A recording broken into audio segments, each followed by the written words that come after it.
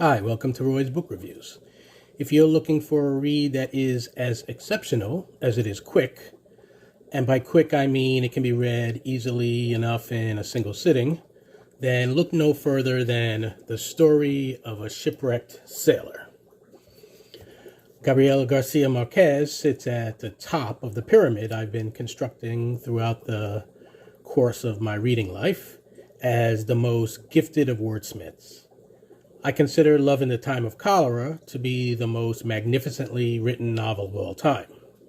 The fact that it is a rather polarizing book, because what one reader translates as the purest form of romantic love, another reader can understandably interpret as a treatise on the art of stalking, only adds to its charm for me. Whenever some literary canon maker puts out a list of the greatest novels ever written, it is common for Gabriel Garcia Marquez to be seated at the very top. The book awarded this position most often is not Love in the Time of Cholera, but rather 100 Years of Solitude. I was blown away by that Marquez masterpiece as well, but Cholera remains my personal favorite. He is not only the king of long and winding epic novels, such as those two, but also a master of brevity, who has gifted us with succinct gems such as Chronicle of a Death Foretold and Memories of My Melancholy Horse. The titles of his stories alone are like little poems. Not long ago, my wife gifted me with a copy of The Story of a Shipwrecked Sailor, which is a work of nonfiction. The vast majority of my reading attention, is dedicated to fiction. But I do take detours into the world of memoirs and biographies and other forms of nonfiction from time to time. And diving into the prose of Gabriel Garcia Marquez is the very best reason for such a detour. Before Marquez became a celebrated novelist, he was a journalist who wrote for a newspaper in Colombia. It was during this time, before he had reached the age of 30, when this true story fell into his lap. The title tells us much of what needs to be known about it. To flesh out the synopsis, in 1955, a military destroyer ship named the Calates that had an 8-member crew was washed over by overpowering waves when it was taking what was supposed to be a routine trip from Alabama back to Colombia. 7 of the crew members drowned, but 1 was able to get onto a raft. This book is the story of the lone survivor. For the next 10 days after going overboard, without food or water, accompanied only by birds and sharks that paid him periodic visits, the sailor fought to stay alive and maintain sanity while hoping to be rescued. During this time, he was presumed dead, along with the others, and a funeral was held for him.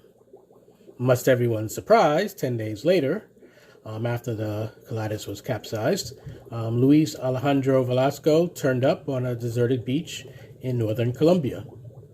He was beaten and battered and sunbaked and starving, and still very much alive. Marquez wrote Velasco's story as a series of articles that appeared in his newspaper over 14 consecutive days, 4 days longer than the amount spent by Velasco alone at sea.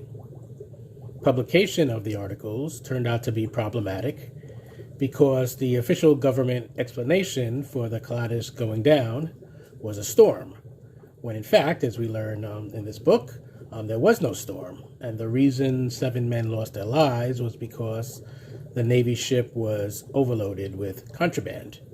So the story behind the story is quite interesting as well. Years later, when Marquez had become a celebrated author, the articles were assembled into a single little book. The story that unfolds over about 100 pages is fascinating for 3 main reasons.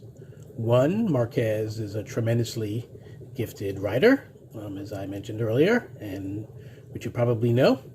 already, if you've read anything of him or simply know of his reputation. 2, he made the brilliant decision to write the articles, which eventually became a book, in first-person point-of-view narration from the perspective of Velasco. The original 14 articles were actually credited to Velasco, with the role of Marquez not fully acknowledged until 15 years later upon the publication of the book. 3, fighting against the elements and the natural erosion of one's body as time elapses without sufficient nutrition and shelter naturally makes for compelling storytelling. A man alone on a raft for 10 days, assumed dead and seemingly on his way to making the assumption come true, fighting for survival with all of the wits and strength, both physical and mental, at his disposal, is page-turner material no matter who is telling the story. Put such a story in the hands of Gabriel Garcia Marquez, and what you get is this literary marvel. I ended up with a copy of it because my wife visited a nearby Barnes & Noble that was going out of business.